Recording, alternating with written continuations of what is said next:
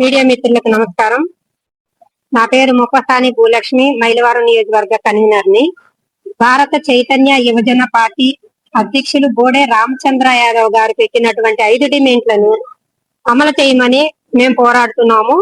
ఆ 5 డిమాండ్లు కూడా రాజధానిలో 1000 ఎకరాల భూమి కేటాయించాలని, మా బీసీలు కులగణన చేయాలని, బీసీ చట్టం తేవాలని, బీసీలకు రిజర్వేషన్ కల్పించాలని ఈ 5 డిమాండ్ల మీద మేము పోరాడుతున్నాము. ఈ 5 డిమాండ్లు కూడా ఏప్రిల్ 31 వరకు గడువు ఇచ్చారు. అయినా కూడా నిమ్మక నీరెత్తినట్టు పట్టించు. బీసీలంటే చులకనగా చూస్తూ ఉన్నటువంటి ఈ కూటమి ప్రభుత్వం ఏదైతే ఉందో, మేము రేపు జరగబోయే 11వ తారీఖున అమర నిరాహార దీక్ష చేయడానికి కూడా సిద్ధంగా ఉన్నాము. అలాగే మా అధ్యక్షుల వారు ఎవరైతే రామచంద్ర యాదవ్ గారు ఈ బీసీలకి ఏదైతే కావాలో వాటి మీద పోరాటానికి సిద్ధంగా ఉన్నారు. ఆనాడు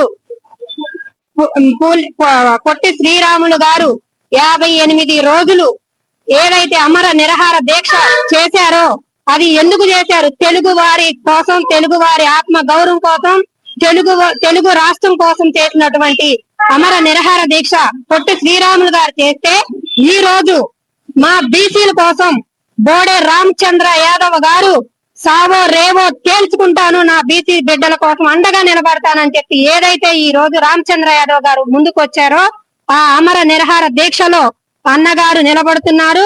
ఆ బీసీ పట్ల ఆయన కోసం, ఆయనతో పాటు మేమందరం కూడా బీసీలను సిద్ధంగా ఉన్నామని చెప్పి ఈ సందర్భంగా తెలియజేసుకుంటున్నాను.